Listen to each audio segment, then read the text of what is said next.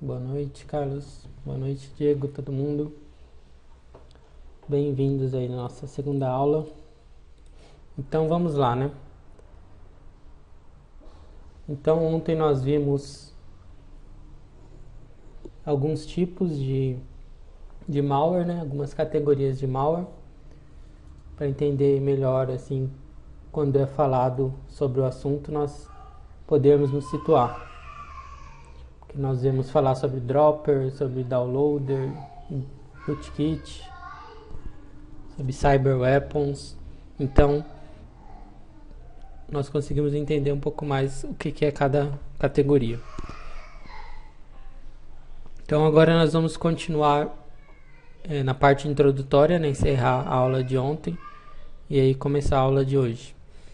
Então, agora nós vamos falar de algo bastante importante também na análise de malware, que são os métodos de anti-reversing ou os métodos contra a engenharia reversa. Infelizmente, atualmente os autores de malware eles criaram métodos e técnicas para dificultar a análise do malware, para tentar dificultar a engenharia reversa. Anderson, não sei se poderia categorizar como antiforense. Talvez antiforense é para não encontrar, né, o artefato ou o arquivo. Aqui é para dificultar a engenharia reversa mesmo. Técnicas anti-engenharia reversa ou anti-reversing. Existem inúmeras técnicas desse tipo, e também essas técnicas às vezes são para evitar que o malware seja detectado pelos softwares de segurança, pelos antivírus.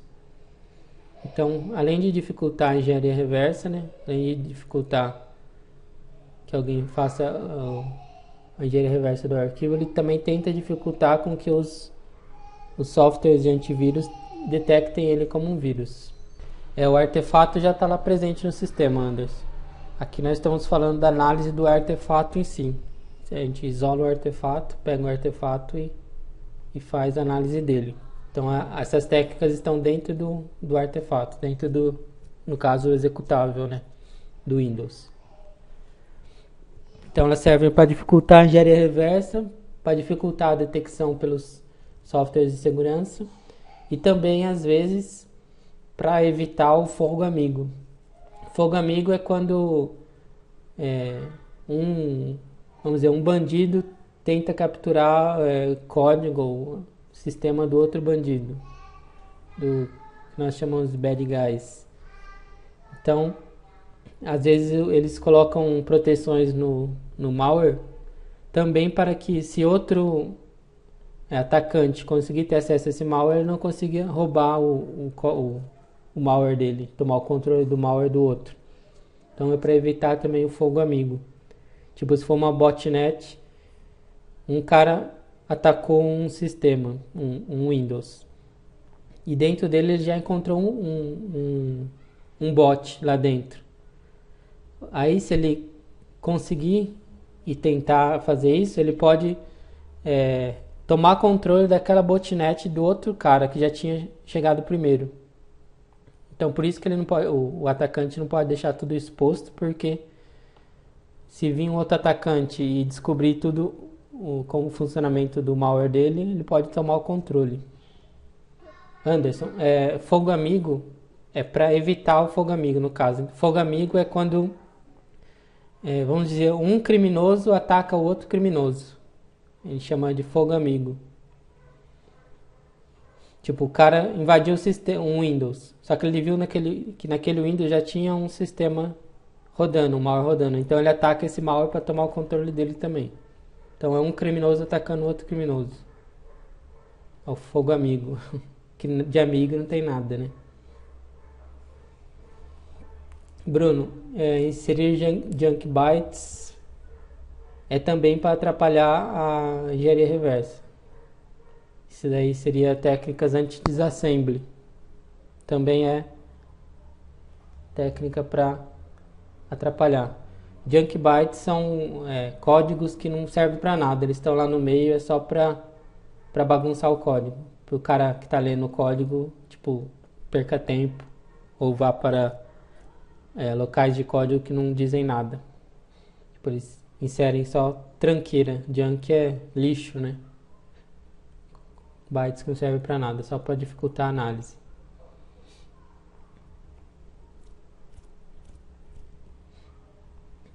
Sim, o anti-reverse o junk bytes é um tipo de anti-reverse. Inserir junk bytes. Existem inúmeros tipos de anti-reverse. Ah, tá, desculpa, eu não vi essa pergunta em cima.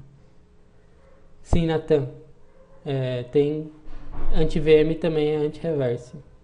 Basicamente existe anti-VM, anti-debugger, anti-disassembly e... eu esqueci a outra, anti-debug, disassembly e packer, né? Que a gente chama de packer e cryptor. Então são basicamente 4 categorias de técnicas anti-reverse. Primeiro são os packers, os cryptors, que nós vamos ver um pouquinho aí hoje.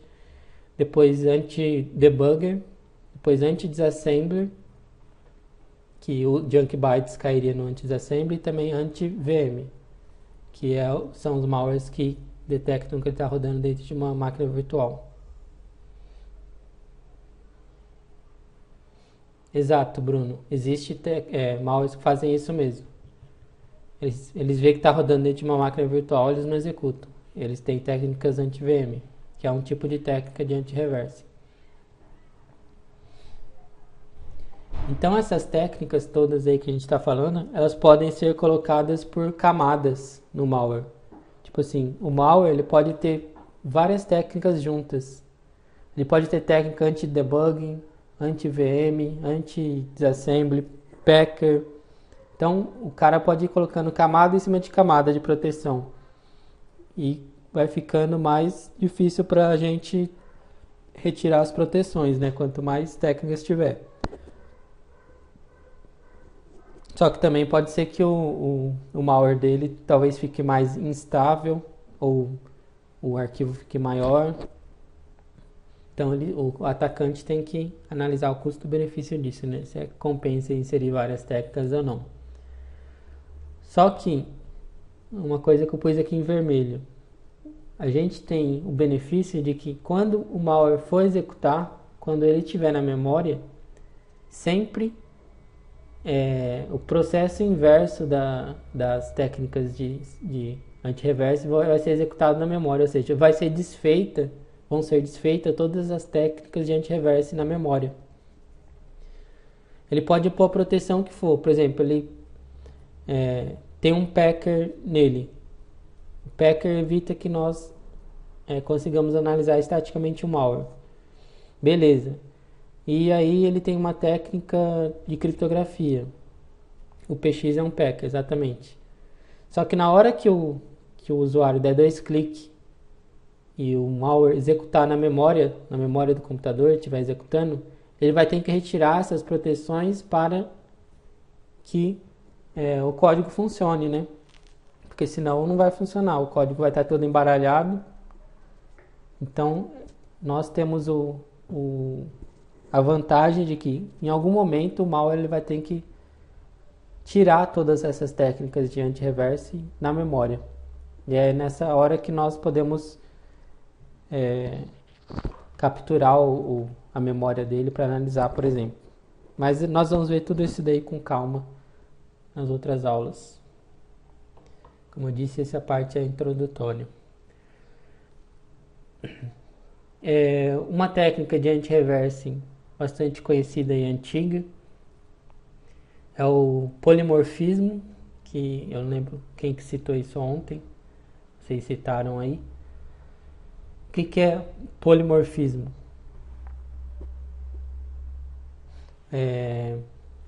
O malware ele tem um algoritmo que faz a criptografia do código dele. Dentro dele tem um algoritmo que faz isso. E aí, a cada cópia dele, ou seja, se ele criou uma cópia nova em outro diretório, o mesmo malware, ele gera uma chave diferente para esse algoritmo de criptografia aí. Então, dessa forma, o código dele, os bytes dele, vai ser, para cada cópia vai ser diferente. Porque o código gerado, né, o código que está criptografado, foi criptografado com outra chave. Então, dessa forma, o seu código, o seu conjunto de bytes, vai estar com uma versão diferente em cada cópia. E isso é bom para eles para evitar a detecção por assinatura, detecção de antivírus. Se o antivírus conhece só uma cópia, aí ele vai fazer uma assinatura lá, tipo byte 00FF AC 2B, etc. Ele encontrou uma sequência lá e fez uma assinatura com essa sequência de bytes. Só que aí o próprio malware, quando ele for criar uma cópia nova dele, vai gerar um outro arquivo que vai estar com o código criptografado diferente. E aí essa sequência que o antivírus criou anteriormente, ela não vai funcionar para essa nova cópia. Isso falando de uma forma simplista, porque os antivírus eles não só usam assinatura, né? Detecção por assinatura, eles usam outros métodos também.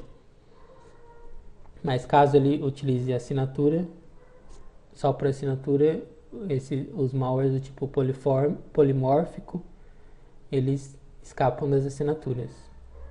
Só que esse método tem uma falha, porque o algoritmo que faz a criptografia, ele vai ser sempre o mesmo. Porque dentro do malware tem um algoritmo que faz a criptografia. Então, esse algoritmo ele é igual para todas as cópias. Então, se a empresa de antivírus colocar a assinatura com o algoritmo, os bytes do algoritmo, então a assinatura vai pegar todas as cópias. O Gauss eu não sei, Nathan. Você ouviu falar alguma coisa sobre polimorfismo dele? Eu não analisei o Gauss, não. Ah, tá. Eu não sei te dizer especificamente sobre ele. Então, esses são conceitos teóricos de criptografia que os antivírus, que os malwares, né, eles empregam. Mas atualmente esse polimorfismo e metamorfismo eles não são tão em evidência mais. Uma outra técnica para dificultar a engenharia reversa e a detecção por softwares antivírus é o metamorfismo. Ele é parecido com o polimorfismo, porém ele criptografa todo o malware. Todo o código dele é modificado a cada cópia, inclusive o algoritmo que faz a criptografia. Imagina, cada cópia nova, o algoritmo que faz a criptografia é alterado e esse algoritmo ele vai ter que funcionar, mesmo alterado ele vai ter que funcionar corretamente, né? Então, imagina a dificuldade de criar um código para isso, que a cada cópia do executável ele gera um código totalmente diferente, inclusive o algoritmo que faz a criptografia. Exato, Bruno, exatamente isso. O polimorfismo ele criptografa o payload, só que o código, o algoritmo de criptografia é igual para todos e o meta criptografa tudo. E eu creio que existem pouquíssimos malwares metamórficos e atualmente a gente nem vê falar sobre isso quase. Eu lembro que antigamente, eu nem lembro o ano, mas muito, bem antes mesmo, bem cerca de uns 8 anos atrás, talvez, para o Windows 95, se não me engano, surgiu algum vírus desse tipo, de metamórfico, mas ele nem é pregado assim no dia a dia. Muito menos no Brasil, né? Como eu disse antes, o código do Brasil atualmente é tosco. Então esse é mais um tipo de técnica de anti-reverse ou anti-antivírus, né? Mais uma técnica, essa talvez é a mais conhecida, são os packers, os famosos packers. Deixa eu só ver aqui na outra slide, tá? Então os packers, eles comprimem e criptografam o malware. Os packers surgiram basicamente no início para diminuir o tamanho de um executável. É tipo um zip de executável, um compactador de executável.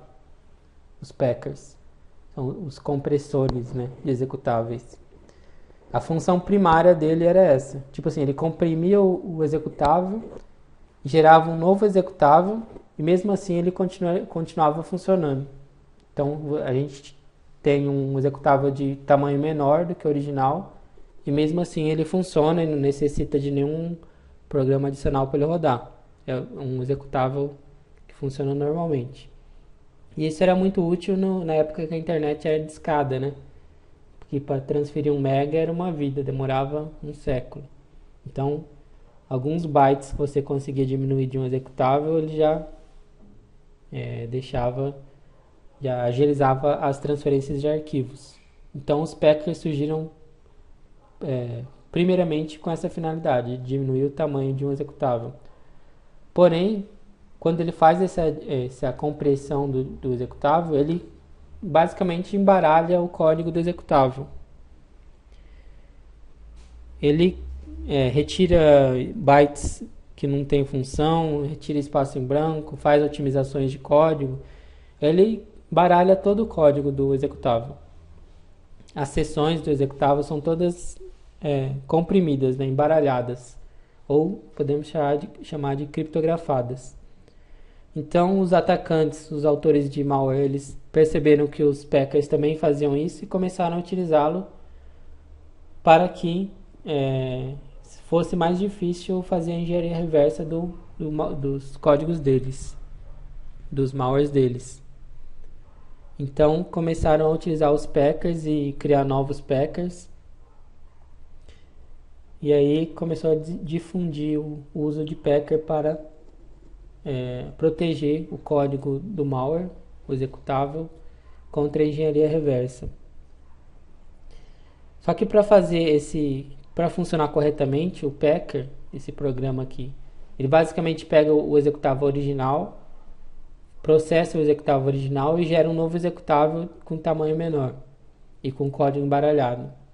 Só que para isso funcionar, para esse novo executável funcionar, ele tem que ter uma rotina de descompressão. Dentro do executável novo, tem que ter lá algum local no código que fala, ó, quando você for executado, você faz esse algoritmo, você executa esse algoritmo para eu desfazer tudo que eu fiz e voltar o executável original na memória.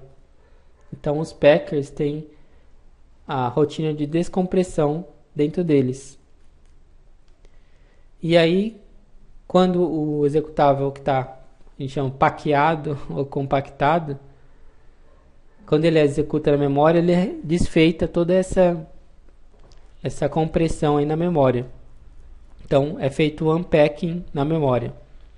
E é nessa hora também que nós conseguimos tirar essa proteção, né? Porque se nós encontrarmos o momento exato em que ele fez o unpacking na memória, que ele retirou essa compressão na memória, nós conseguimos copiar esse trecho de memória, né? Fazer o dump da memória e depois analisá-lo.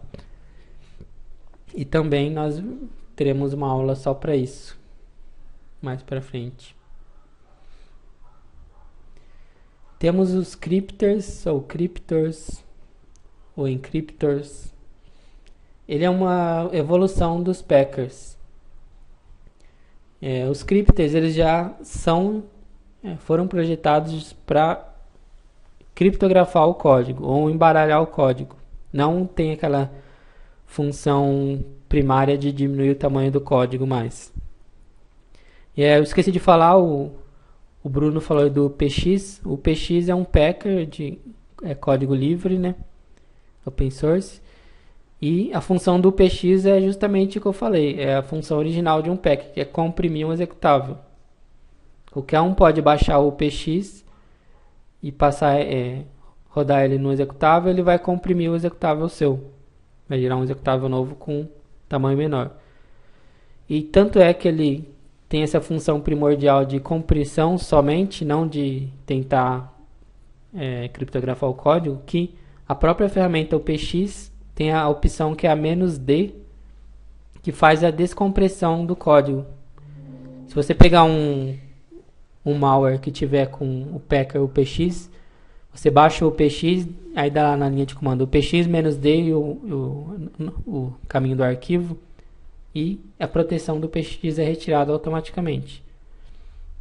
Mas mesmo sendo assim tão fácil, é o packer mais utilizado pelos autores de malware. Mesmo assim, ele é muito utilizado, o que é bom pra gente porque é fácil de tirar essa proteção.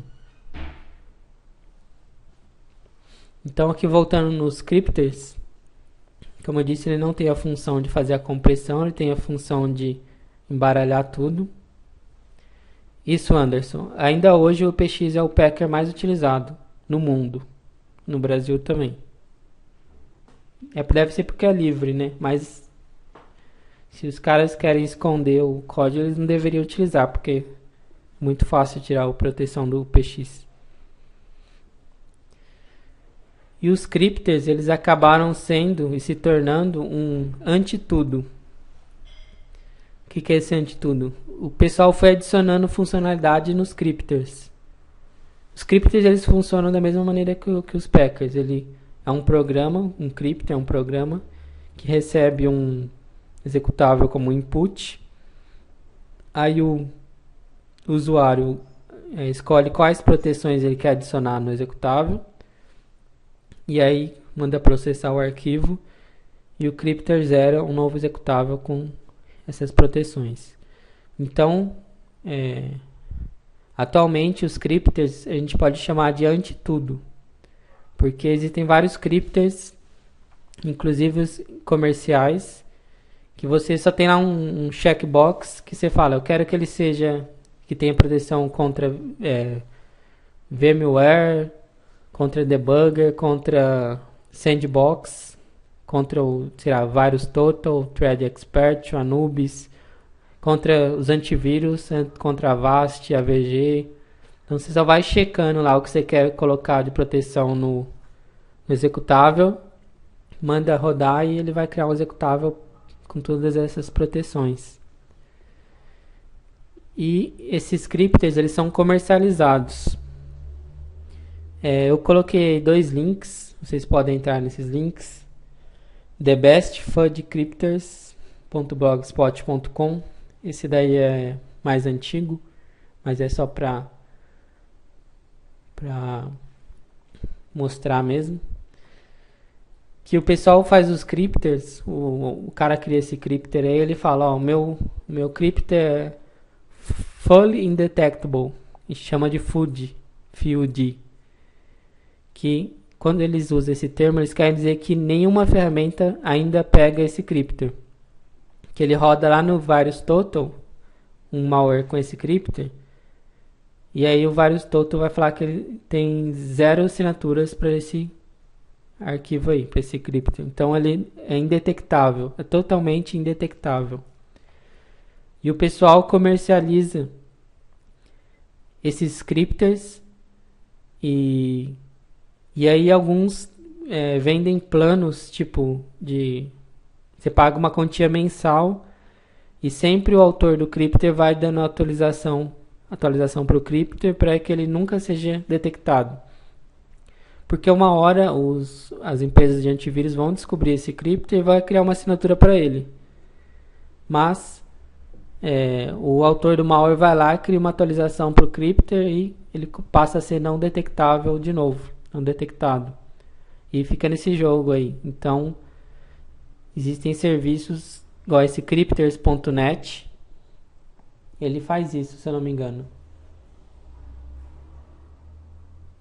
Sim, Anderson. O malware ele é malicioso. Só que o que o autor do malware ele quer? Ele quer que nenhum software de segurança, nenhum antivírus pegue o malware dele, né? Que ele quer rodar lá no micro. Então ele usa os crypters para que os malwares deles não sejam detectados pelos antivírus. E aí ele, mesmo que a máquina tenha antivírus, o malware vai instalar e fazer o estrago dele lá.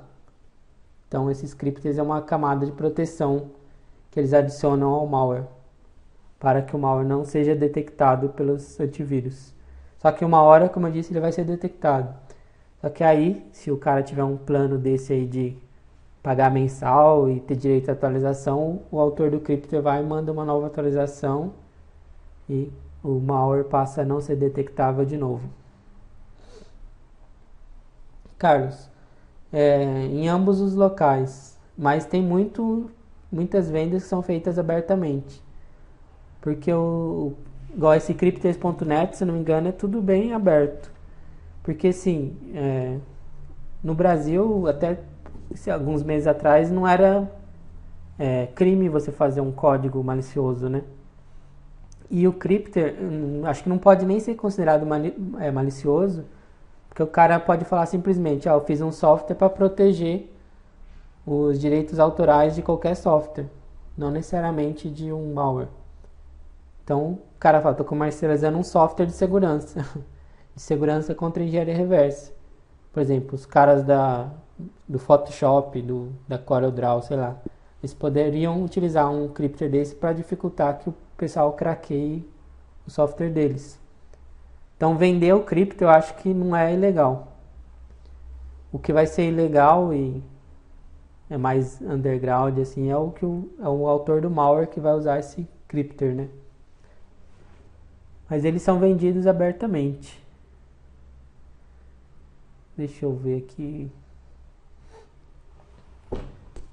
Antes a sala aqui. Deixa eu ver se consigo compartilhar. Que antes tinha um browser embutido aqui na sala de ambiente virtual, mas eles tiraram.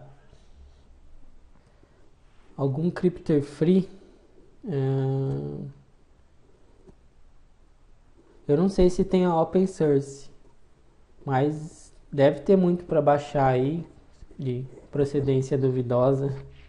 Mas open source acho que não tem não. Pelo menos eu não conheço. Depois eu vejo aqui meu. Mas acessem esses dois links aí para vocês verem.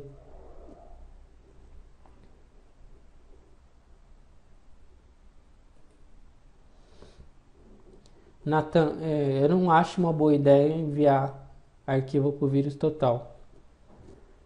Porque exatamente pelo que você falou. Porque ele envia. Tudo que chega no vírus total é mandado para todos os fabricantes de antivírus e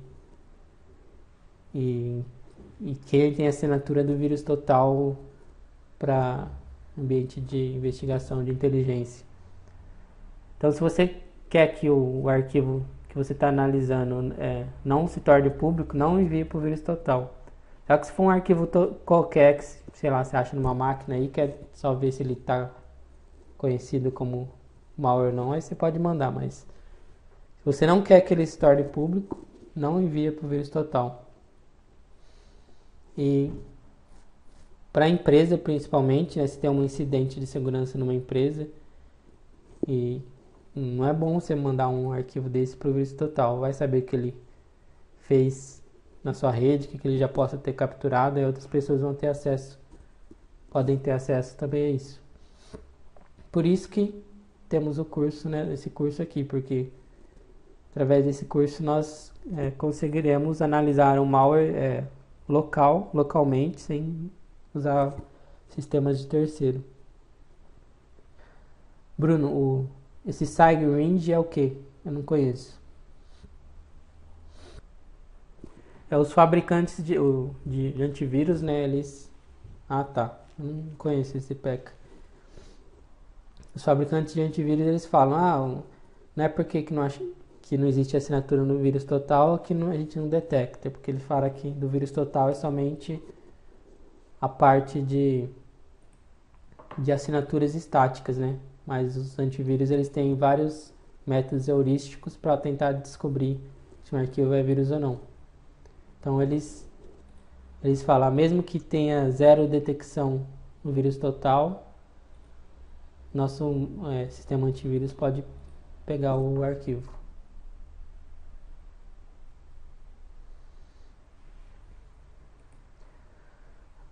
Valeu, Bruno. Legal, eu vou ver depois disso daí. Eu não conhecia, não. Anderson, eu acho que definição mesmo, payload é o que executa. É o código que executa, como posso dizer? Tipo, tem, por exemplo, um exploit, ele tem vários códigos que servem para atingir um certo ponto do software, mas o que vai ser executado realmente no software é o payload, que vai ser injetado lá, vai atacar o software. É o shellcode, por exemplo, que o Bruno falou aí. Igual eu falei lá, o algoritmo que criptografa o malware, ele não é o payload é o que o malware em si vai fazer.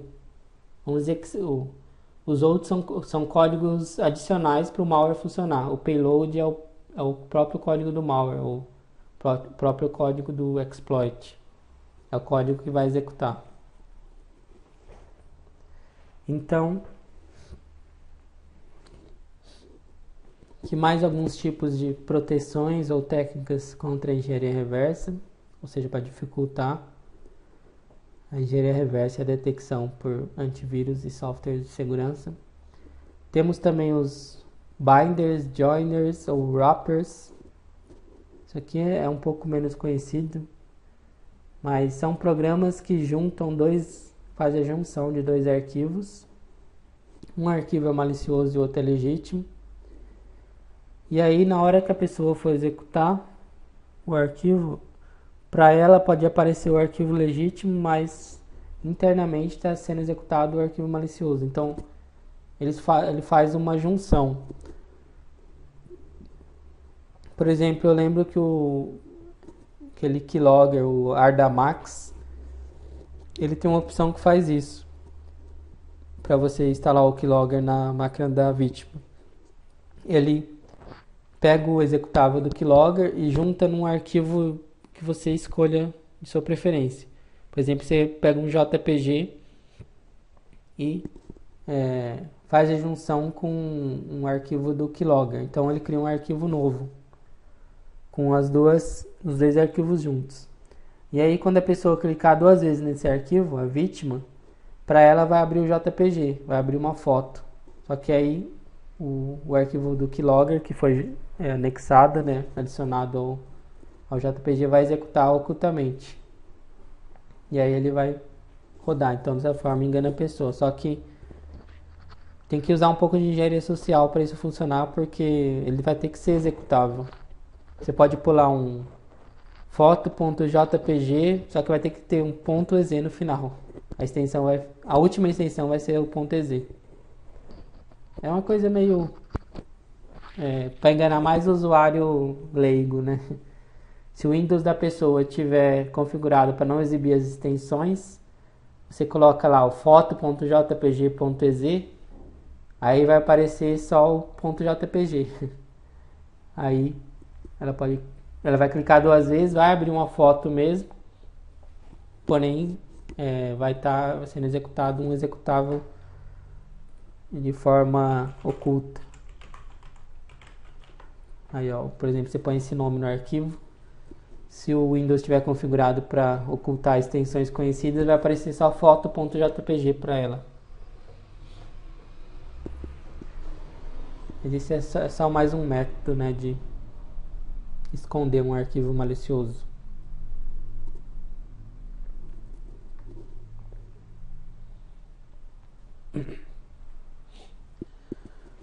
Mais uma técnica aqui utilizada para dificultar a engenharia reversa e análise do malware são as strings ofuscadas.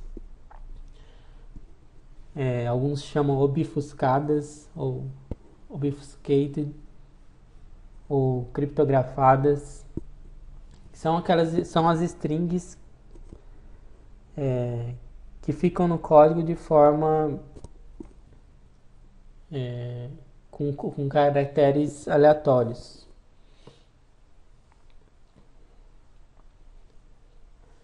Estenografia eu creio que seria para esconder uma informação. Eu não sei se dá para embutir um executável dentro de um JPG e fazer com que ele execute através de estereografia. Eu sei que dá para esconder. Agora, se quando a pessoa abrir o JPG, se vai executar esse arquivo que está lá embutido, eu não sei te falar. Acho que não. Não sei se alguém aí sabe. Eu creio que não. Estereografia seria para esconder, né? Deixar ele oculto.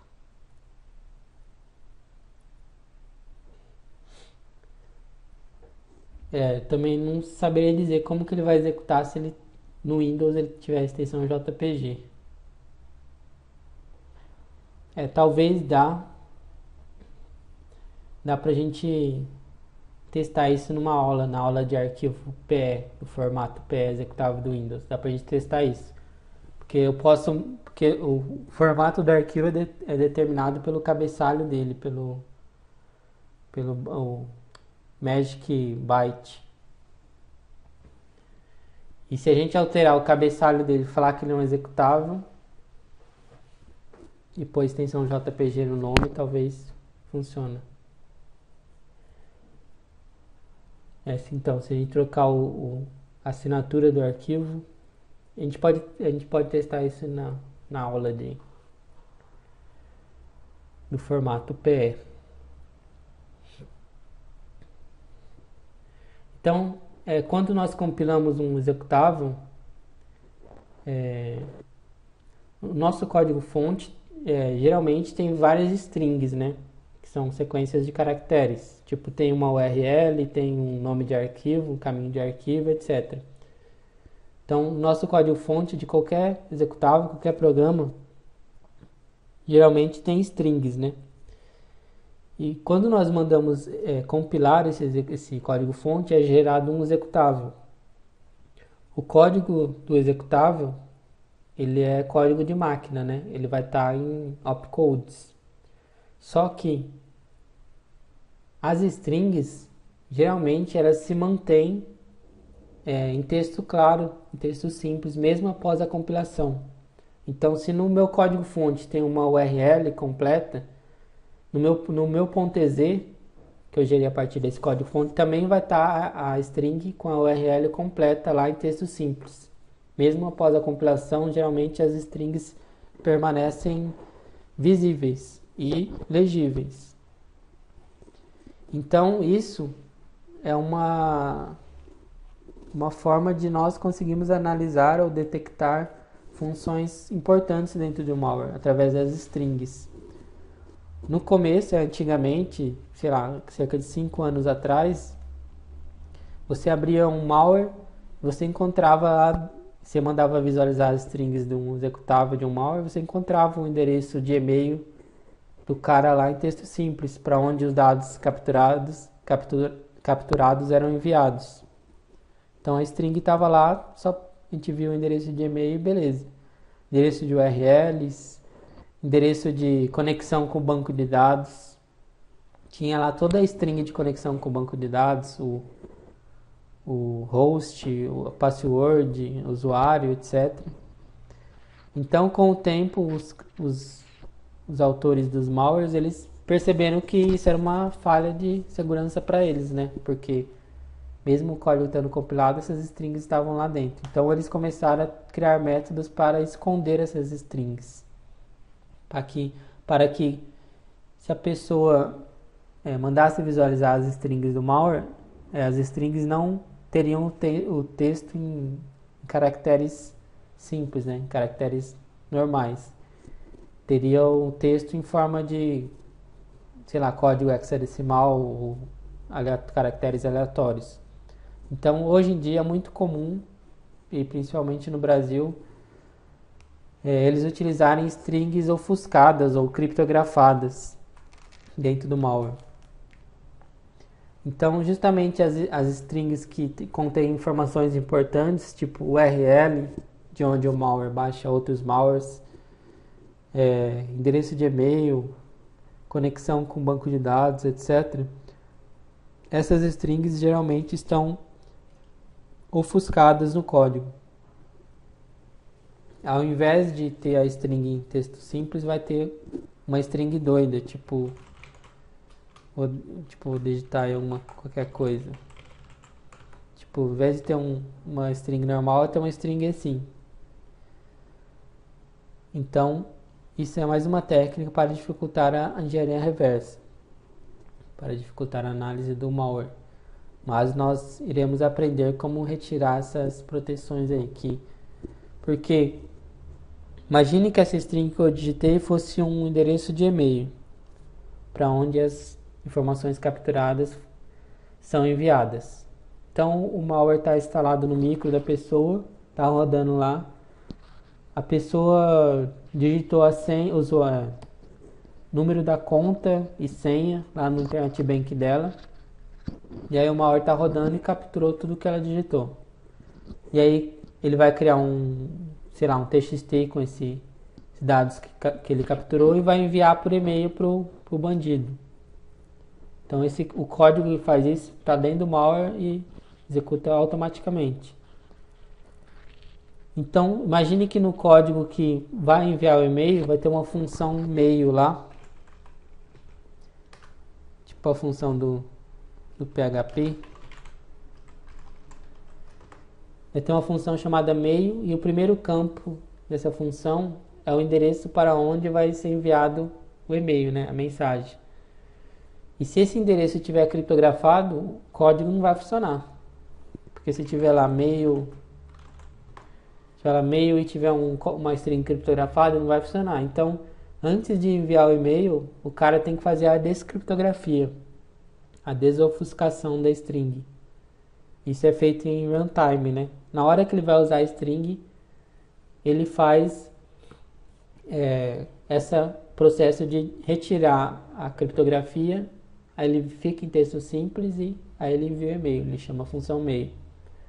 Então, é nessa hora também que nós conseguimos descobrir o que a string está escondendo, porque nós podemos analisar a memória e ver que a string é em texto simples. Exato, Bruno. Esse é um tipo de codificação de string que pode ser retirado, mas eles também utilizam muitos códigos personalizados.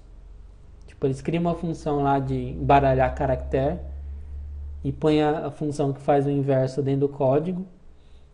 E aí eles chamam essa função. Eles vira e mexe e criam uma função personalizada a fazer esse embaralhamento aí de caracteres. E nós vamos ver bastante isso daí em outras aulas também.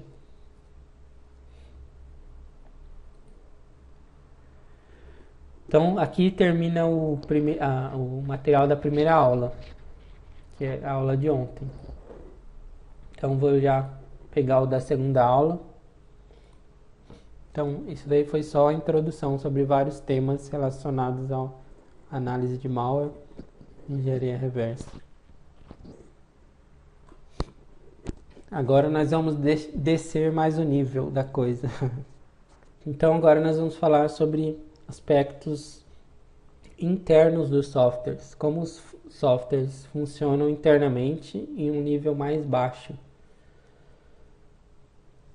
Porque nós precisamos entender isso para conseguir fazer engenharia reversa de um código.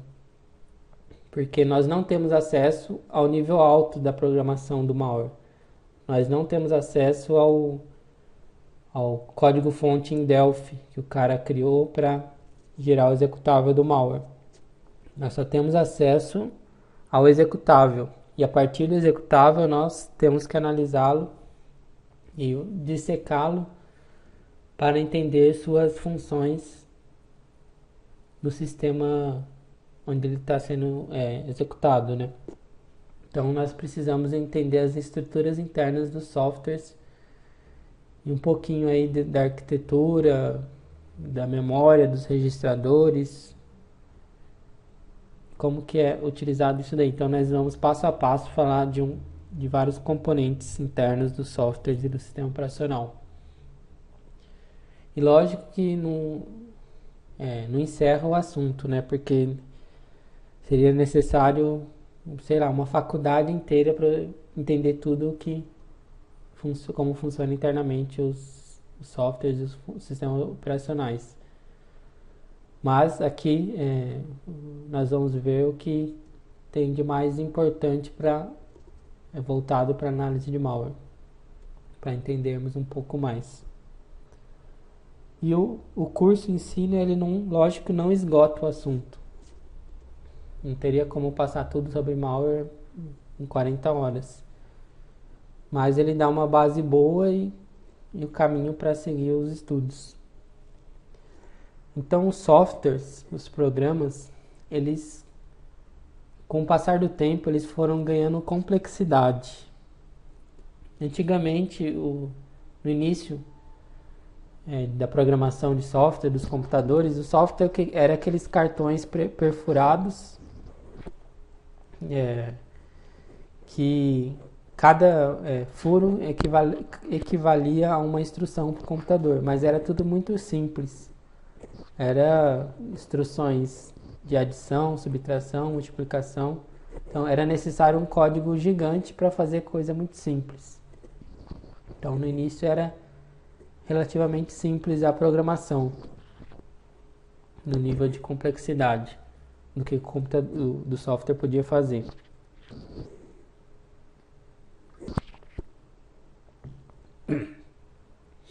Só que com o tempo foi aumentando as capacidades dos computadores e dos softwares consequentemente. Então foram criados sistemas operacionais, primeiro sistemas operacionais somente de terminal, né, de linha de comando. Depois criaram sistemas operacionais gráficos com janelas e várias possibilidades gráficas. E aí foi só aumentando a complexidade dos softwares, né?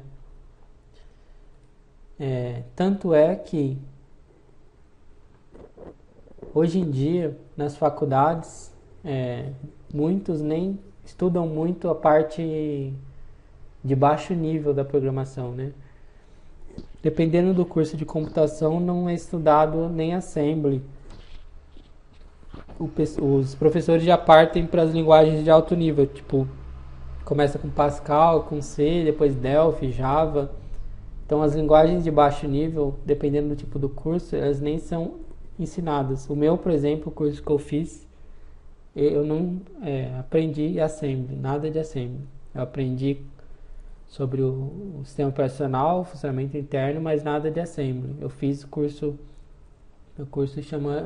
chamava Bacharel em Informática, de 4 anos, tipo os sistemas de informação que existe hoje, e eu não aprendi Assembly. Eu já comecei aprendendo Pascal, C, depois Java, Delphi, ASP, PHP. Então, hoje em dia, se o curso é voltado para sistemas comerciais, igual o meu foi, as pessoas nem aprendem as camadas de baixo da programação. Por um lado, isso evita que o programador se preocupe com funções internas do computador, tipo, o programador não precisa saber como gerencia a memória do sistema operacional, ele só precisa saber a função lá do programa dele que faz isso, da linguagem de programação que ele utiliza. Ou às vezes não precisa saber nada relacionado à memória. Por exemplo, se ele quer exibir uma informação na tela do usuário, ele precisa chamar só a função que exibe uma janelinha de diálogo. Ele não precisa saber como que a janelinha é desenhada pelo sistema operacional, pela API do Windows, etc. Então, atualmente existem várias camadas de abstração de software.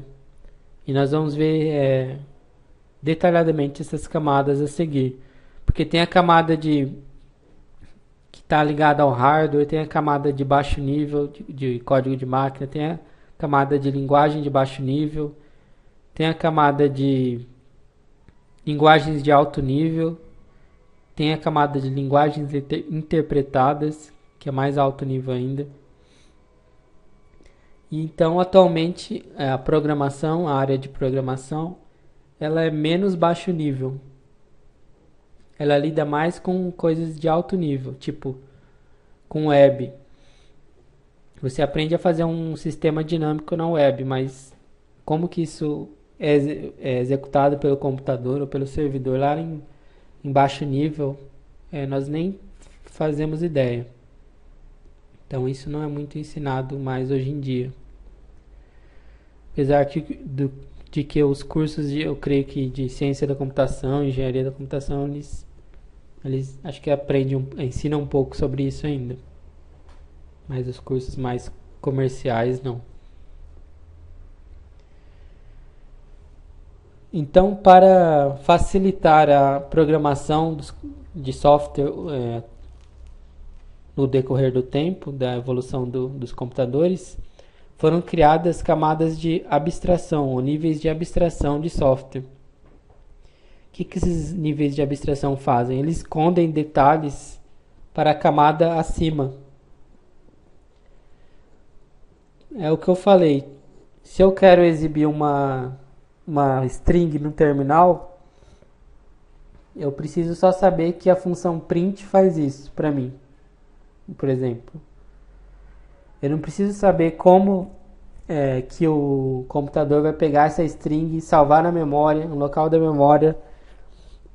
Antes vai armazenar um espaço de memória para essa string, depois vai chamar o dispositivo de saída e exibir a string. Não preciso saber nada disso. Se eu quero exibir a string, eu só preciso saber que a função print faz isso. Então eu não preciso saber os detalhes das camadas abaixo. Só preciso saber da camada que eu estou lidando. E o que é o processo de compilação? Quando a gente fala em compilação, é transformar um código de alto nível para um código de baixo nível. Nós vamos ver isso agora. Aqui tem um exemplo. Aqui no quadradinho de esquerda, no alto, tem o autor do malware. É o que o autor do malware está lidando. Ele está lidando com uma linguagem de alto nível. Deixa eu ver se essas ferramentinhas de desenho aqui funcionam.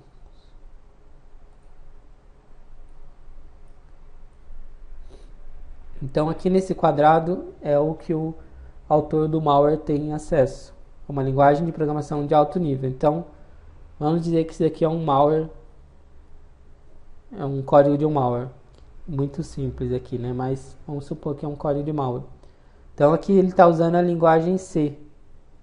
A linguagem de programação C, que é uma linguagem de alto nível.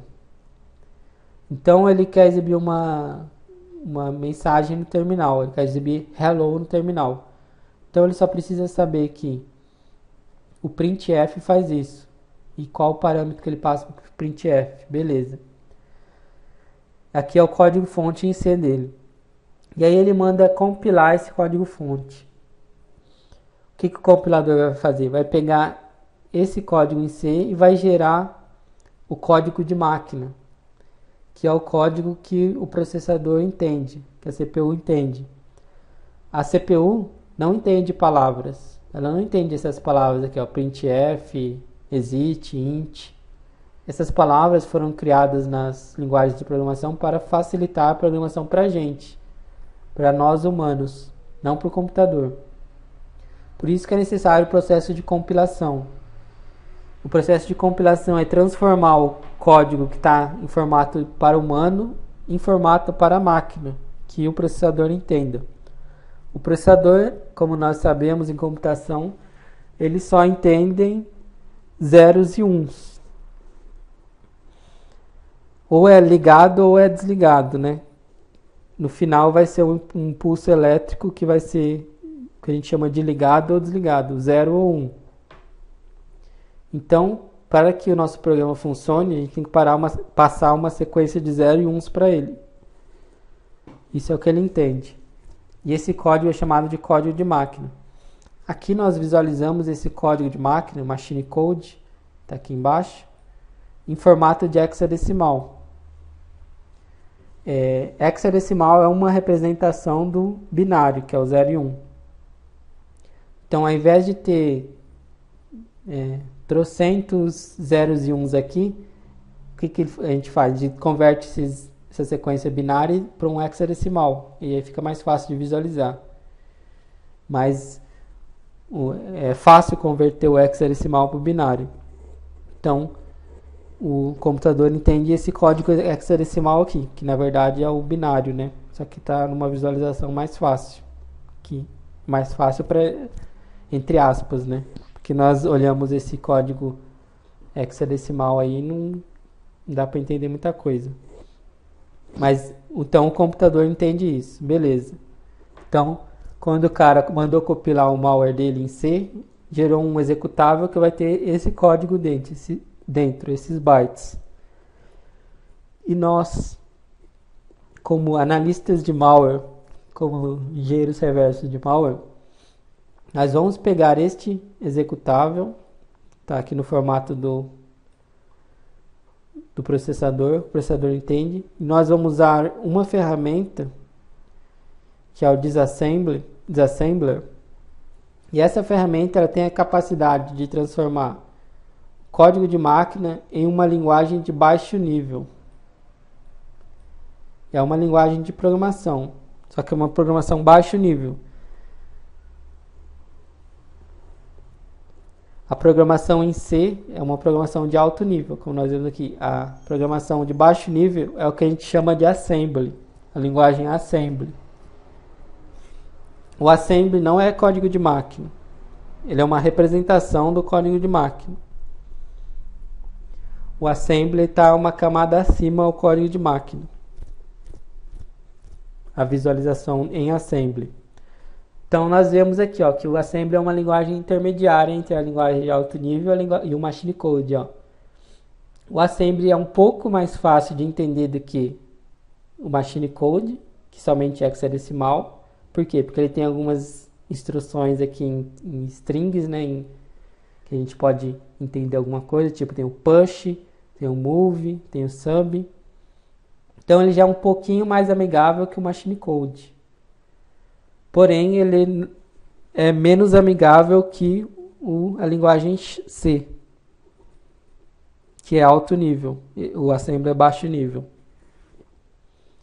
Então, nós só teremos, infelizmente, acesso ao código low level, né? O código de baixo nível, a linguagem de baixo nível, que é o assembly. Porque o código original do malware em alto nível, o autor do malware não vai disponibilizar para a gente. Por isso que é necessário fazer esse processo aí de engenharia reversa.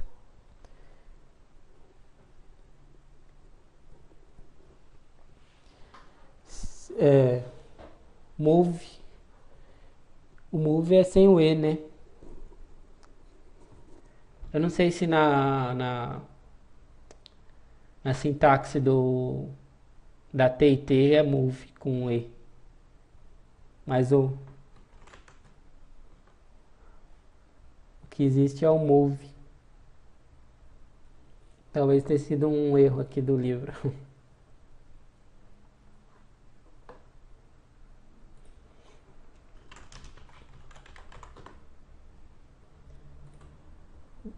Foi bem... foi um olhar clínico seu, cara. Você percebeu esse erro de grafia aí. É o move sem o E. A sintaxe é Intel. Mas vamos entender como o move do assembly. Olho de lince. Dá para mandar para a seção errata. Isso daí foi tirado do livro que eu enviei para vocês, o Practical Malware Analysis. Eu nunca percebi isso. Então vamos continuar nosso caminho para baixo nível. Vamos baixar o nível aqui. Agora nesse slide fica mais fácil ainda de entender.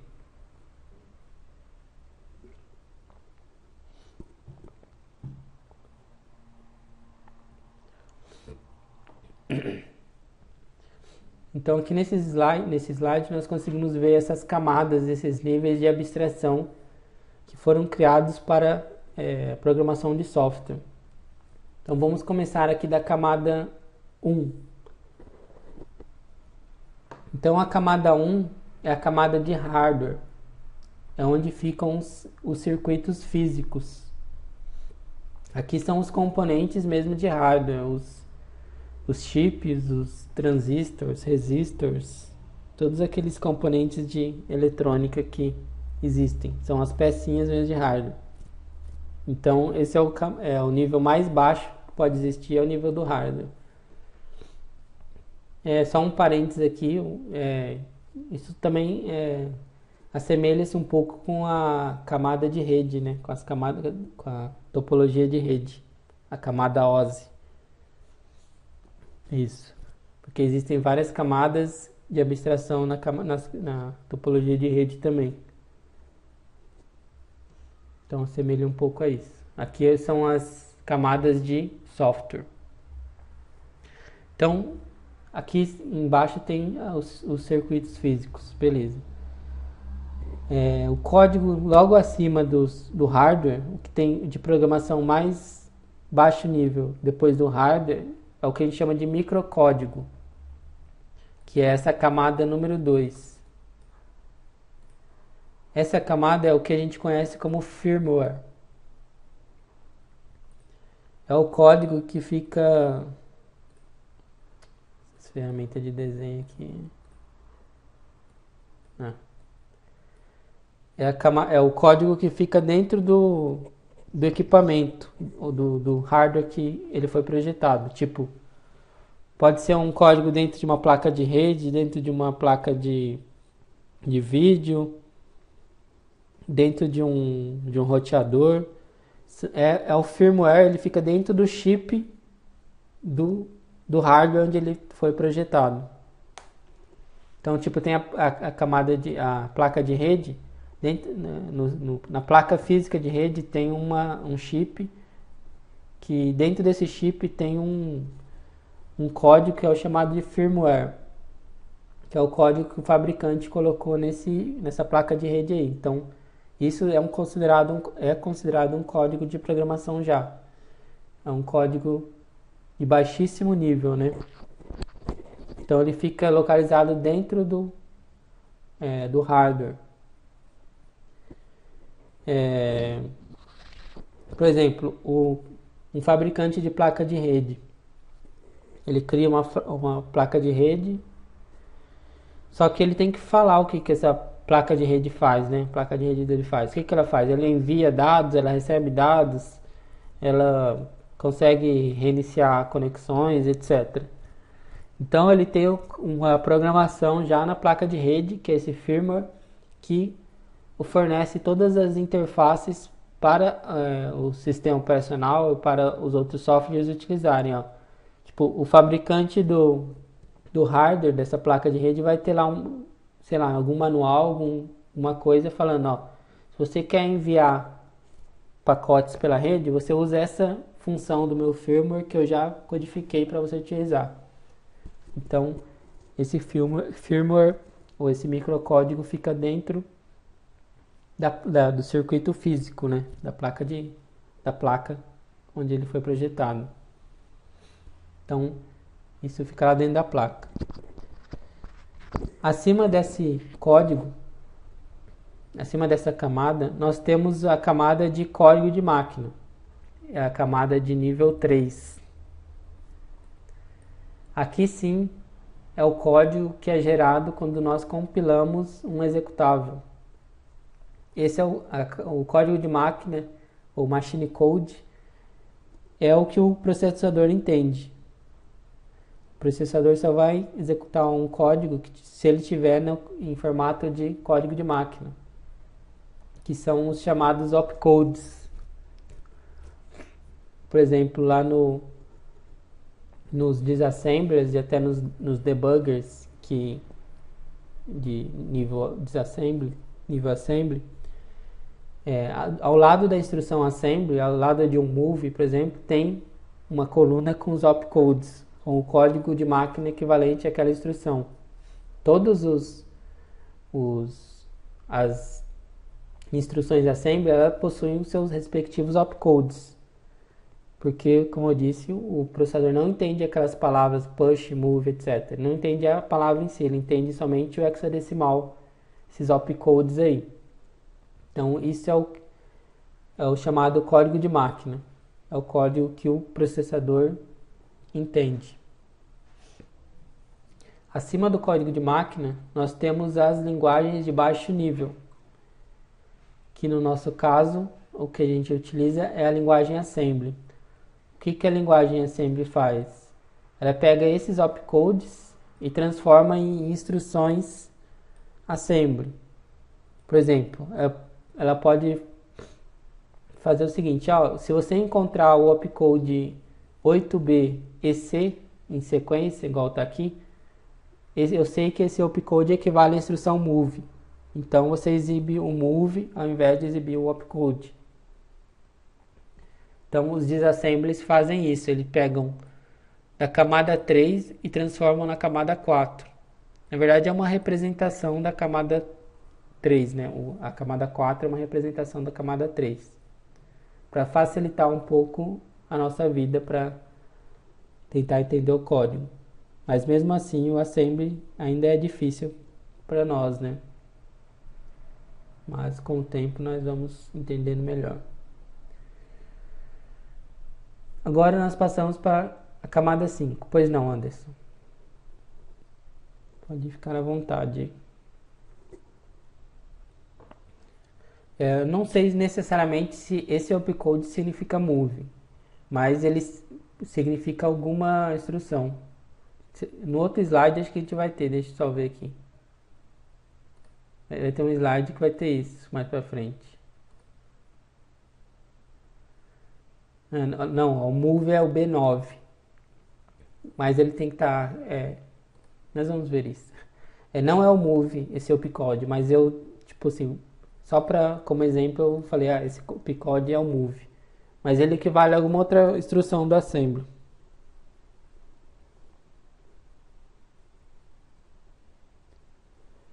Exato. Cada instrução do assembly, ele possui o seu opcode específico, fixo. E aí o processador reconhece esses opcodes.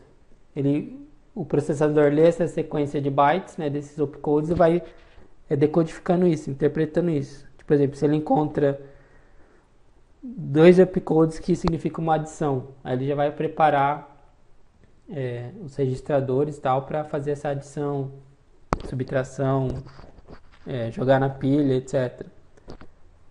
Então os opcodes têm representações, representa uma instrução ou pode representar registradores, locais de memória, mas é uma representação.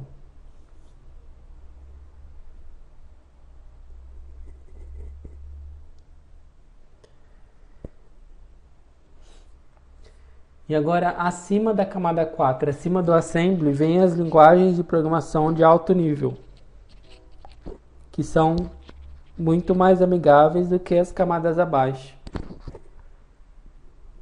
E aí, como linguagens de alto nível, nós conhecemos a linguagem C, C++, Visual Basic, Pascal, etc. Então, são as linguagens compiladas, nesse caso, somente as compiladas, as que geram um executável. Porque muitas das linguagens atuais, elas não são compiladas. Essas são as que geram um executável mesmo, que faz esse processo de compilar e transformar em código de máquina. Então, conforme as camadas vão subindo, o programador que lida com a camada, por exemplo, 5, ele não precisa saber nada das camadas abaixo para fazer o programa dele funcionar. Ele até deveria saber às vezes para otimizar o código, ter menos bug, mas enfim, ele não é obrigado a saber. Então o cara que sabe a linguagem Visual Basic, ele não tem a necessidade de saber o assembly ou o opcode, como funciona o firmware do circuito, essas coisas. Ele não tem necessidade de saber como funciona isso internamente. Ele só precisa saber que no Visual Basic, para ele sei lá, gravar um arquivo, ele tem que chamar uma função write, uma coisa assim. Então as camadas de baixo são abstraídas das camadas acima. E na camada no topo da nossa pilha aqui, camada 6, são as linguagens de programação que são interpretadas. E aí, como exemplo, tem o Java, o Python, o .NET, que são essas linguagens, elas não são compiladas, elas são interpretadas. Elas necessitam de um interpretador para elas funcionarem. Porque nós temos, por exemplo, um ponto .py, um ponto .py, um arquivo código-fonte em Python. Para esse arquivo funcionar, o que a gente tem que fazer? Tem que chamar o interpretador Python e passar o arquivo para ele. E aí, nosso código-fonte vai ser executado. Então, essas linguagens interpretadas, elas não são compiladas. O Java necessita da Java Virtual Machine para funcionar. Então, se a gente faz um programa em Java, tem que instalar no computador do usuário, onde esse programa vai rodar, a máquina virtual Java. Senão, ela não vai rodar. E o que a máquina, esses interpretadores fazem ali? Eles que lidam com o código fonte deles, né, da linguagem deles, e aí eles que vão lidar com compilação, com chamar o programa, o sistema operacional. Então essas linguagens não são compiladas. E linguagens que não são compiladas, tipo Java, o Python, .NET e alguma outra que tiver outras, elas são mais fáceis de fazer engenharia reversa, porque elas não são compiladas. Então nós conseguimos, na maioria das vezes, fazer a descompilação dela total. O Java, por exemplo, é muito fácil fazer a descompilação dele com programinhas para isso.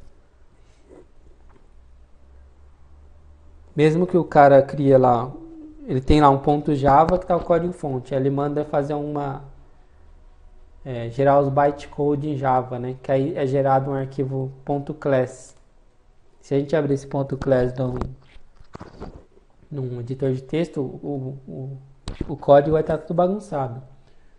A gente não vai conseguir entender, mas tem programas que fazem a descompilação desse .class e conseguem gerar o .java de novo, o código fonte original dele. E aí para nossa análise é mais fácil. E infelizmente das linguagens compiladas da camada 5, isso não é possível, como eu falei ontem. Não é possível fazer isso de forma perfeita. Então aqui nesse quadro eu coloquei um resumo. Então o que é a compilação? O processo de compilação é transformar da camada de alto nível, camada 5, para a camada de código de máquina, que é a camada 3.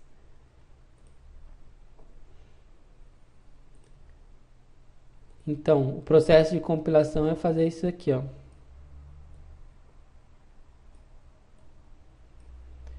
Você tem o código em alto nível e você vai mandar o compilador gerar um código de máquina para esse código que você criou aí. Ou seja, vai gerar um executável. Nathan, no caso de arquivo PHP, sim. Para visualizarmos o código PHP mesmo de uma página, nós temos que ter acesso ao servidor. Ele tem que estar vulnerável, ou a gente tem que invadir o servidor de alguma forma.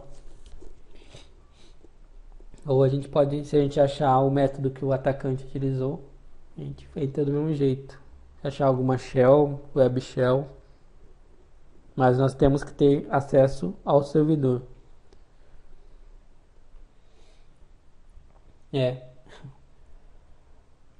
Realmente usam local file inclusion, remote file inclusion.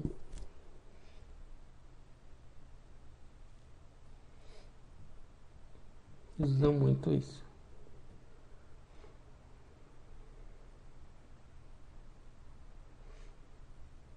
Então nós teríamos que ter acesso ao PHP interpretado, né? Mas nós teríamos que ter acesso ao servidor.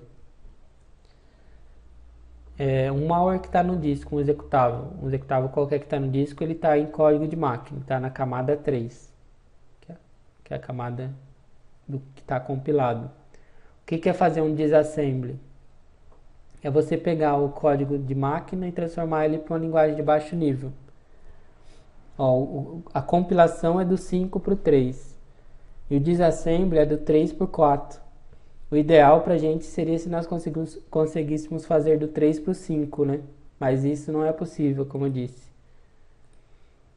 Então, o que nós conseguimos fazer é somente do 3 para o 4.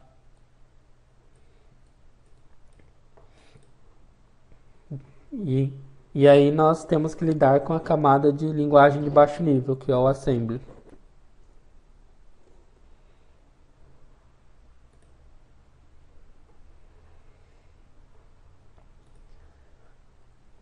A linguagem assembly é uma classe de linguagens que depende do processador. Cada arquitetura de processador diferente tem uma linguagem assembly diferente. O processador Intel, o x86, ele tem a linguagem assembly específica dele. 32 bits tem linguagem específica, 64 bits tem linguagem específica. Processador de celular, processador ARM, tem uma linguagem assembly específica para ele. E assim, qualquer dispositivo que tem um chip, um processador, ele vai ter uma linguagem assembly para ele. Então depende da arquitetura do processador. A linguagem assembly é dependente da arquitetura do processador. Os malwares utilizam ainda hoje mais a arquitetura Intel x86 32 bits. Apesar de que tem muito computador de 64 bits hoje em dia já, mas eles, talvez até por questões de facilidade de desenvolvimento, eles usam o 32 bits ainda. E é o que nós iremos analisar no curso, né? São malwares do tipo Intel 32 bits.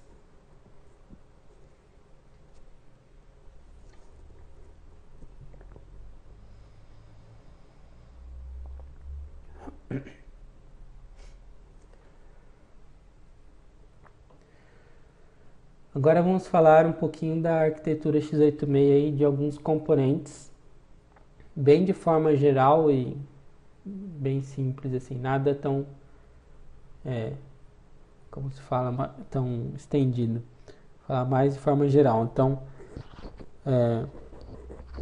a arquitetura x86, ela possui, de forma geral, os componentes que estão sendo exibidos aí nesse desenho. A CPU, né, do computador que nós utilizamos, o processador, ele tem basicamente 3 componentes principais. Lógico que não são os únicos, e os processadores hoje em dia são extremamente complexos, né? Mas a título de aprendizado, podemos abstrair nesses 3 componentes aí, conjuntos de componentes. O que são esses componentes? Então, dentro do processador, nós temos os registradores, registers. Os registradores são... A gente pode entender eles, para quem nunca ouviu falar, não estudou sobre eles ainda, nós podemos entender registradores como se fossem variáveis que ficam dentro do processador. São espaços de memória determinados, fixos e limitados, que ficam dentro do processador. E esses registradores, eles possuem nomenclaturas especiais e tamanho fixo, dependendo da arquitetura. Então, a arquitetura 32 bits possui registradores que armazenam no máximo 32 bits ou 4 bytes. Então, são locais que que o processador utiliza para armazenar dados rapidamente. Então ele precisa armazenar algum dado, ele joga ali no registrador, usa esse dado e depois já libera o registrador para outro código, outro trecho de código. Então os registradores são, vamos dizer, os espaços de memória mais rápidos que existem num computador. Assim, o acesso aos registradores é o tipo de acesso mais rápido que tem dentro do computador. Assim, o acesso, nós sabemos que, por exemplo, acessar a memória RAM é mais rápido que acessar o disco, o hard disk, né? Disco rígido. Mas nós sabemos que os registradores são muito, muito mais rápido acessar eles do que acessar a memória RAM, por exemplo. Então, por isso que ele está dentro do processador e ele é o espaço de memória mais rápido que tem. Acesso mais rápido. Outro componente que nós temos dentro da CPU é o que a gente chama de unidade de controle, a Control Unit aí no desenho. Ela é como se fosse o gerente, né, o maestro aí do processador. O que ela faz? Ela trabalha solicitando dados da memória RAM, pegando dados da memória RAM, mandando dados para a memória RAM. E aí nós temos outro componente, que é melhor falar dele antes, que é a unidade de lógica e aritmética, que é a unidade que faz o processamento básico do computador, as instruções básicas, porque no final, toda essa programação que nós vimos, todos os programas, eles, no final, quando eles estiverem lá em baixo nível, eles vão equivaler a instruções simples no processador. Vão equivaler ao quê? A instruções de adição, subtração, multiplicação, OR, SHOR, mover, né? Move para mover um dado de um local para o outro. Então, qualquer instrução de um programa, no final, elas vão ser instruções simples. Tipo essas que eu falei, de adição, subtração, etc. E quem executa essas instruções é essa unidade de lógica aritmética, a ALU, que está aí no desenho. Então, nós temos um programa. Esse programa está na memória RAM. Quando a gente executa um programa, o sistema operacional pega e joga ele dentro da memória RAM. Beleza. E aí o processador vai executar esse programa nesse exato momento. Então ele pega a primeira instrução desse programa, que está lá na memória RAM, a unidade de controle lê a memória aí que está lá na RAM, lê a instrução, passa a instrução para a unidade de lógica e aritmética. Essa unidade vai executar a instrução, por exemplo, vai executar uma adição, tipo, vai executar um ADD, que é adição em assembly. E se ela quer fazer a adição de dois números, o que ela faz? Ela pode jogar esses dois números nos registradores.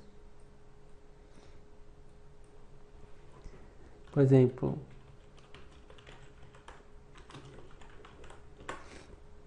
se tiver uma instrução dessa, ó, meu programa está na memória RAM e tem a instrução ADD, EAX e EBX.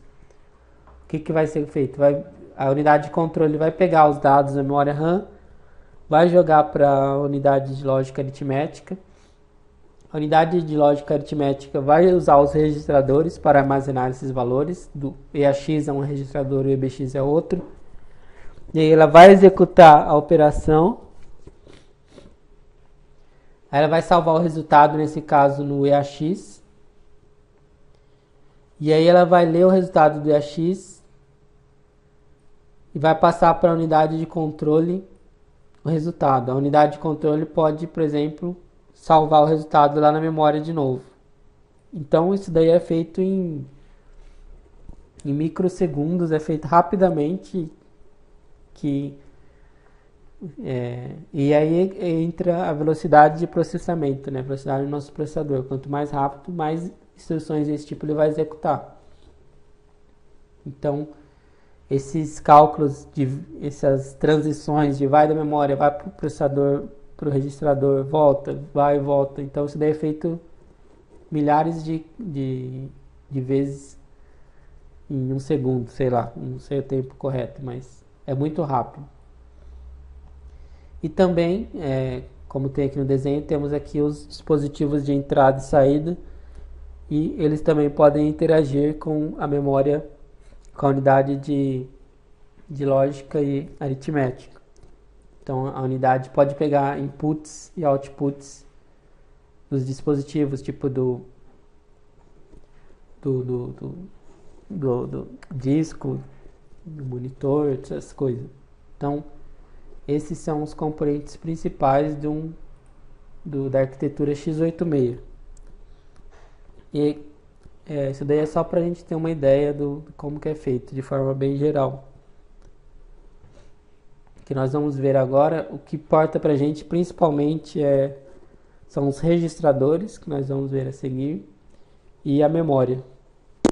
Porque essa memória é a memória principal, a memória RAM, ela tem várias divisões. Nós vamos ver a seguir aí algumas dessas divisões.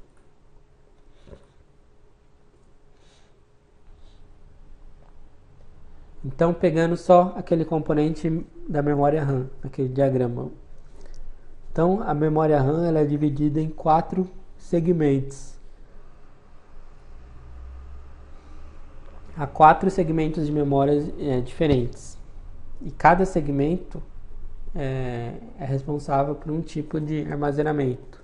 Armazena um tipo de dado diferente. Aqui no segmento, o primeiro que nós vemos na figura, a pilha. A famosa pilha, a stack. O que é armazenado na pilha? A pilha está dentro da memória RAM, como nós vemos aqui. E ela armazena variáveis locais de um programa, né, de um programa que está sendo executado, e parâmetros que são passados para as funções do programa. Por exemplo, tem a função num programa, tem a função printf. A função printf recebe um parâmetro, pelo menos. Qual que é o parâmetro? Que é a string que a gente quer que seja exibida no monitor, por exemplo. Então, internamente, na memória do computador, antes de chamar a função printf, o parâmetro dessa função, no caso a string, o ponteiro dessa string vai ser colocado na pilha, nesse segmento de memória chamado pilha. E aí depois o programa vai acessar essa pilha para exibir a string. Então, nesse momento, o que nós temos que saber somente é que a pilha armazena variáveis locais e parâmetros da função, de funções, e ela serve para controlar o fluxo de um programa. Nós vamos ver a pilha detalhadamente depois. E vamos ver inclusive na prática, com a ajuda do OLDBG.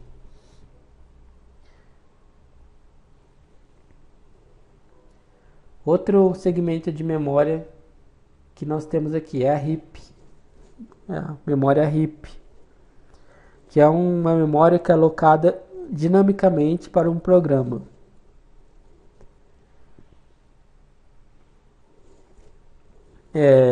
Essa memória ela é armazenada para um programa, tipo, o programa precisa usar X bytes de memória para ele executar, beleza. O processador armazena na RIP esses bytes. Só que no decorrer da execução do programa ele precisa de mais bytes. Então essa memória na RIP vai aumentar. Então é uma memória dinâmica do programa. Memória que está expandindo e diminuindo. E se o programa não está usando mais a memória, ele vai e limpa aquela região de memória e deixa ela livre novamente. Então, uma memória dinâmica. Eu não sei te dizer, a gente pode ver agora.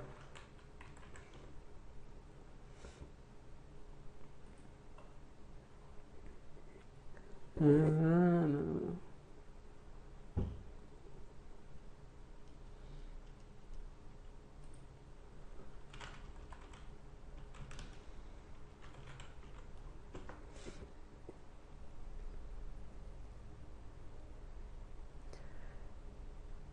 Eu vi, pelo que eu vi aqui é a Malloc.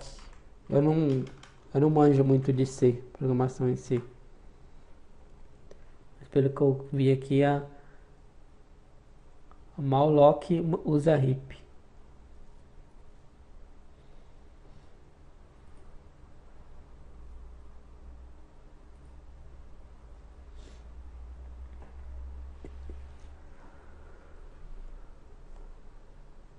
Talvez alguém que manja mais de C saiba responder com mais precisão. Beleza.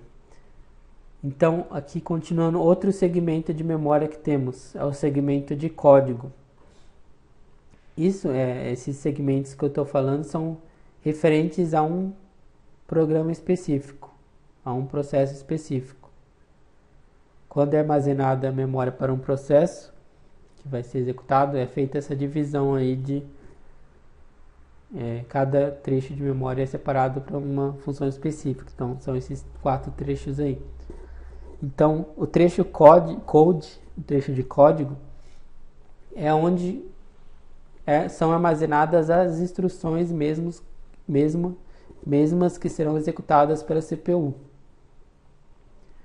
Então, é onde ficam as instruções assembly.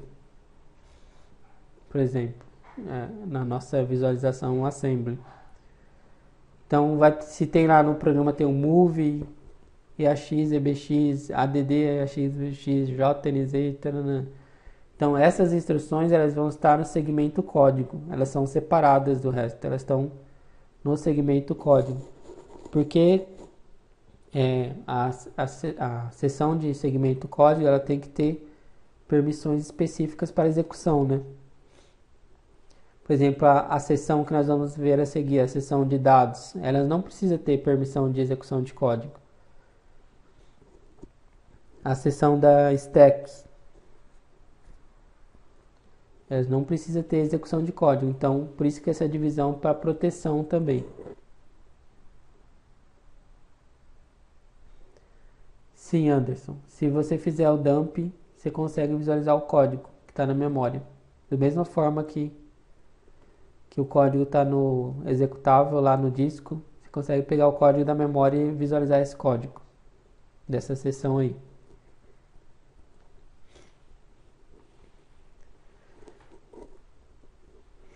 Então, porque as outras seções são seções auxiliares, né, para o programa funcionar, mas o código do programa mesmo fica na seção código. E na última seção aqui nós temos a seção de dados, a data. A seção de dados armazena os dados globais de um programa estático e estáticos. Tipo uma string que o programa possa utilizar no decorrer do programa, em algum local do código, essa string em si vai estar na seção de dados. A string é um dado estático, né? Não é dinâmico. Ela não vai, tipo, a gente fez um programinha que exibiu uma mensagem, tipo, operação executada com sucesso. Essa frase, essa string, operação executada com sucesso, vai estar lá na seção de dados, que é uma memória estática, né? Ela não vai mudar no decorrer do programa. E o programa todo pode utilizar essa string aí. Então ela fica na seção de dados. E no código só vai ter um ponteiro para essa string aí. Vai ter um endereço de memória no código que vai chamar essa string. E a string em si está na seção de dados. Nesse exemplo.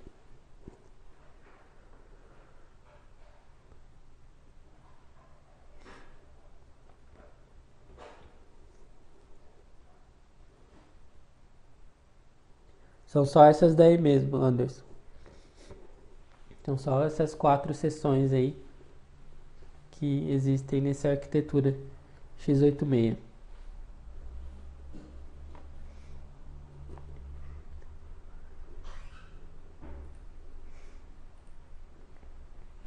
E pra gente, no nosso curso, voltando aqui, o principal que a gente vai usar mais é a stack e a seção de código, né? Porque a gente está lidando com o código toda hora.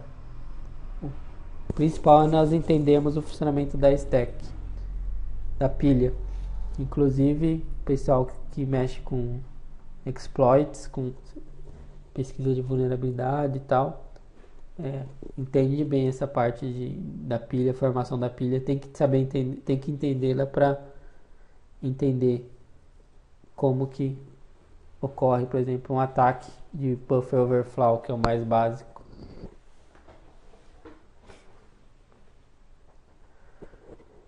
A gente não vai ver sobre o buffer overflow, mas com o que a gente vai aprender, a gente vai conseguir entender por que funciona, como funciona, porque a gente vai entender o funcionamento da pilha. E eu até posso falar nos exemplos aí.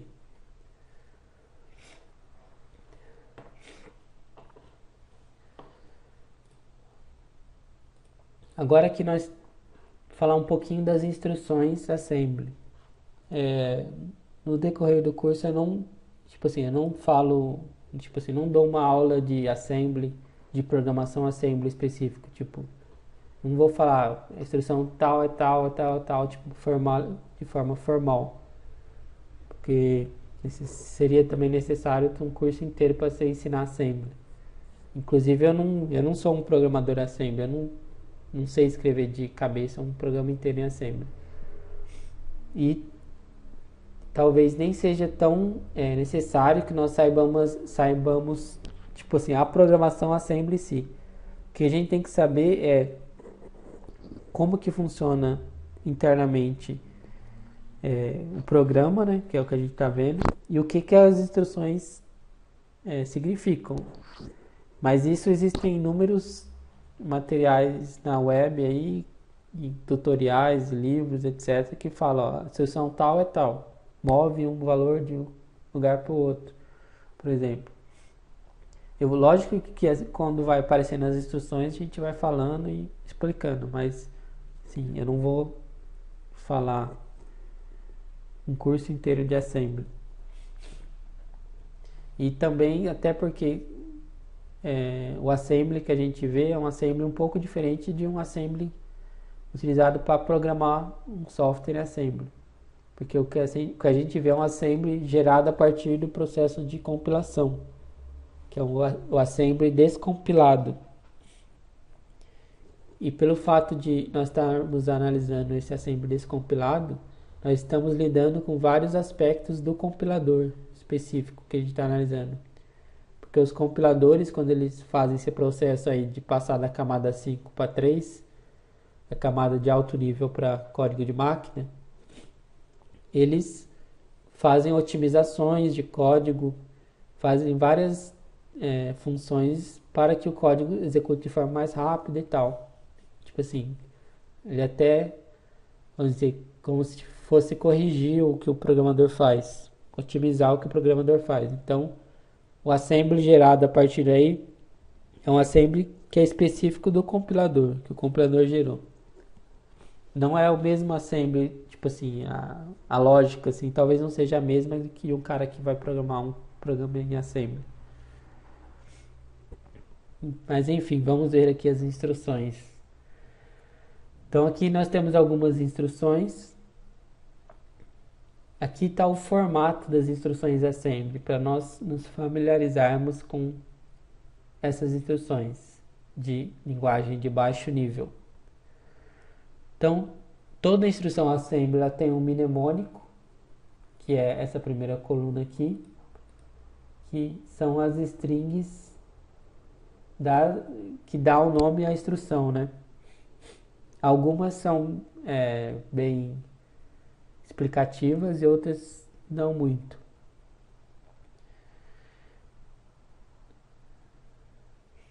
Além do mnemônico, as instruções assembly podem ter um ou mais operando.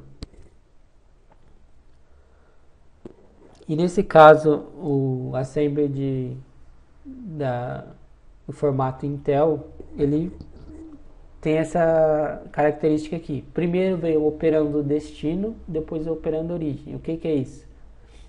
Por exemplo, a primeira instrução é o move.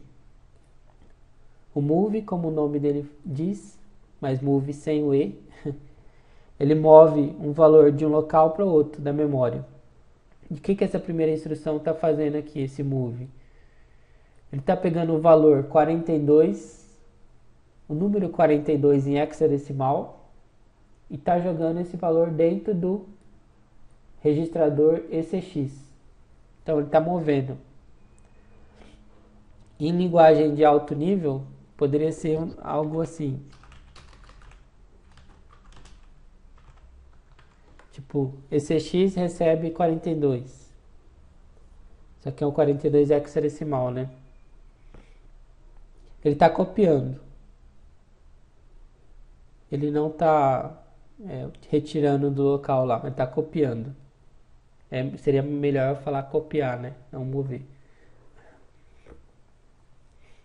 Então ele está copiando o valor 42 no ECX.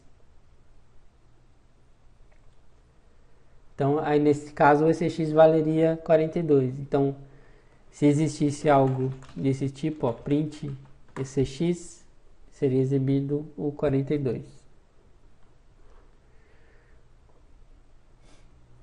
Então, essa instrução possui dois operandos, o move. Depois nós temos a instrução layer, que o layer é load effective address. Ele é quase igual ao move, porém ele copia o... Deixa eu ver como eu falo aqui.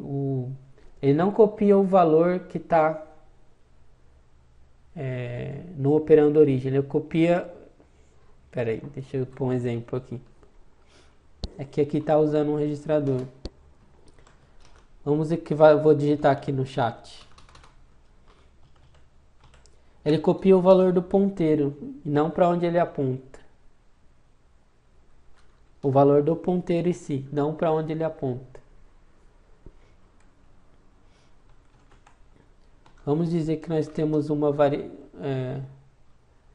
local de memória. Eu vou digitar aí para ficar mais fácil.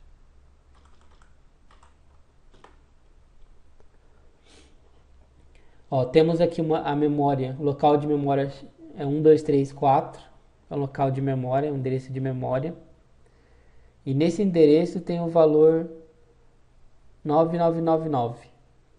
Então, o ponteiro é 1, 2, 3, 4 e esse ponteiro ele aponta para o valor 999. Se eu desse, por exemplo, move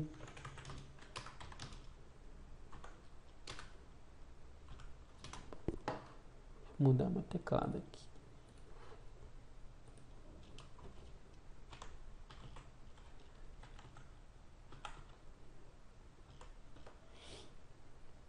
Se eu desse esse comando, essa instrução, eu copiaria o 999 para o EAX.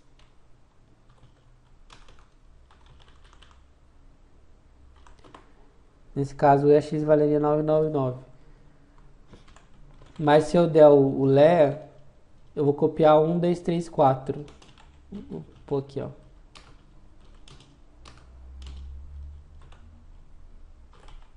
Então ele copia o endereço efetivo da instrução. Então o layer e a x vai ser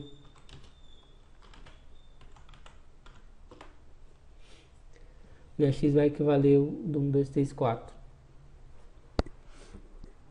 E nesse caso aqui da instrução vai ser o valor que tiver no BP menos 28. Ele calcula na hora esse BP menos 28 e copia no EDX. Então esse é o layer.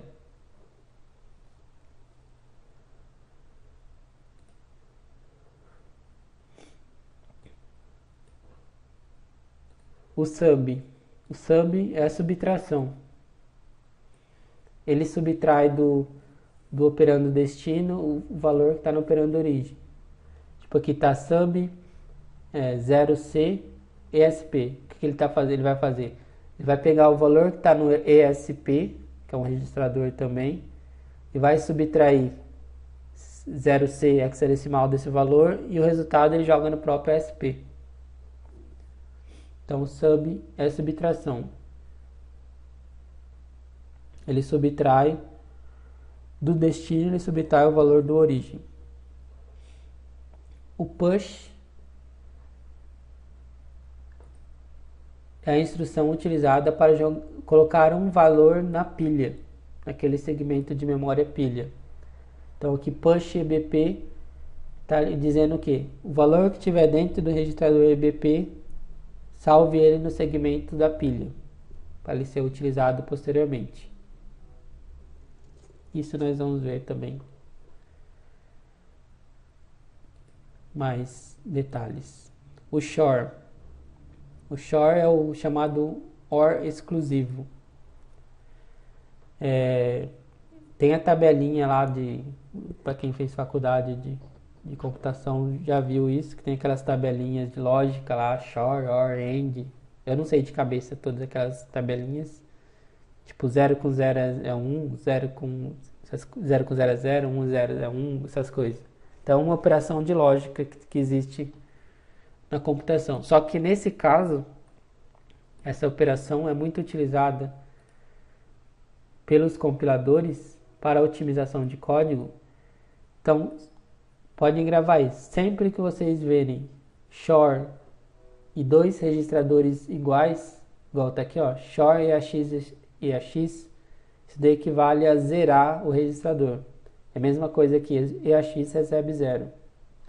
Isso vocês podem gravar, que nós vemos muito no assembly descompilado. Então, ao invés de ter uma instrução assim, ó, que eu vou digitar aqui no chat, ao invés de ter a instrução move, copie 0 para AX, o compilador usa isso aqui, ó, shore EAX, porque essa instrução ela ocupa menos bytes que a instrução move. Eu acho que o move usa 2 bytes e o shore 1. Então, sempre que tiver uma instrução shore e os dois operandos for um registrador, quer dizer que está zerando o registrador.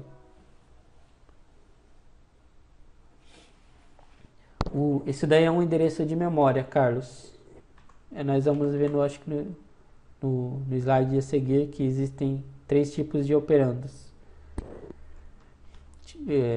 EBP-1 menos 28 vai ser o valor que tiver no EBP, que vai ser um endereço qualquer, vai pegar esse valor e subtrair 28 e aí vai salvar no EDX, copiar para o EDX. É um endereço de memória. Ou a gente poderia considerar um ponteiro de memória.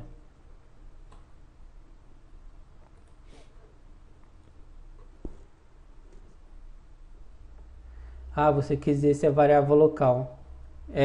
Você já está falando,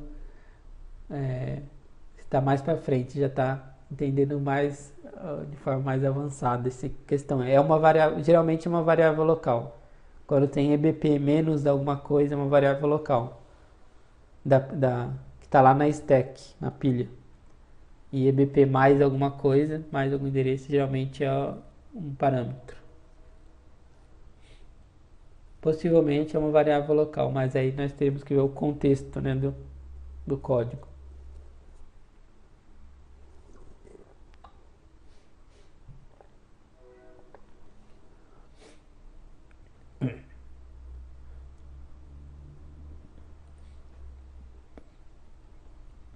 A última instrução aqui é o jump.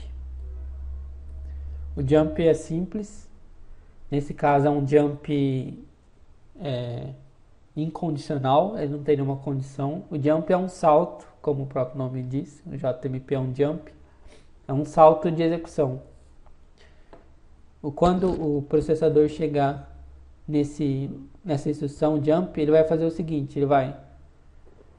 Qual o operando dele? Ele só recebe um operando, que é um endereço. Nesse caso é um endereço que eu forjei aqui, que não equivale a nada. É o endereço que geralmente é usado no exploit para testar um POC. Exatamente, antes é um goto. É o goto.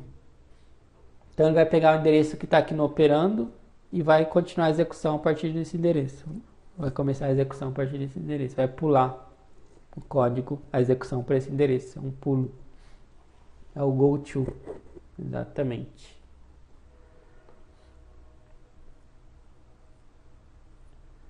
E existem, nós vamos ver depois que existem alguns outros jumps, são jumps condicionais, que eles só executam se uma certa condição for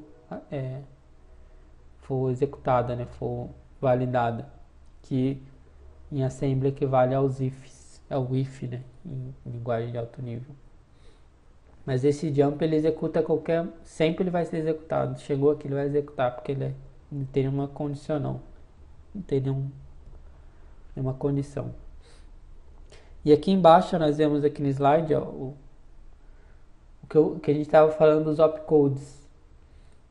Aqui tem uma instrução em assembly, tem o move 42exx, e aqui sim é o opcode exato dessa instrução. Então, o processador ele entende somente esses opcodes. O processador entende essa parte de baixo aqui.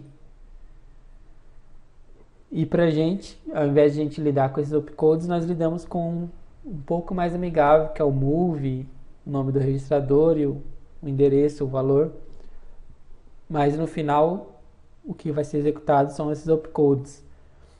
Então, se o processador encontrar, ele está lendo um arquivo, um executável.